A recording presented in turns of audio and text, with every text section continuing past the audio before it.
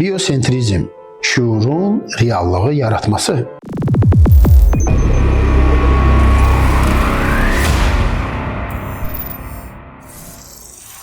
Sən olmasan kainat yoxdur. Məşhur bir deyim var. Əgər meşədə bir ağac yıxılarsa və onu heç kim eşitməsə, görməsə, səs çıxardımı? Cavab isə xeyr. Çünki səs havadakı titrəyişlərin sənin qulağında və beynində emal olunmasıdır. Şuur olmasa rənglər də olmaz. Sadəcə müxtəlif tezlikli dalğalar olar. Şuur olmasa soyuqluq da olmaz.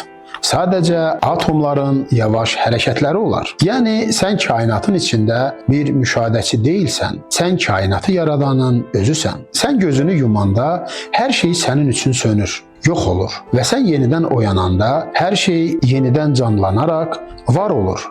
Ancaq sən yuxuda olduğun zamanı nə xatırlayırsan, nə də ki mövcudluğunu hiss etmirsən. Bu qədər böyük bir xaosun içində özünü dərk etməyə çalışırsan və yaşama məqsədini axtararaq çətin bir məsuliyyəti daşımağa çalışırsan. Və sonda sizə sualım var. Sən kimsən? Cavablarınızı şərh bölməsində yazmağı unutmayın.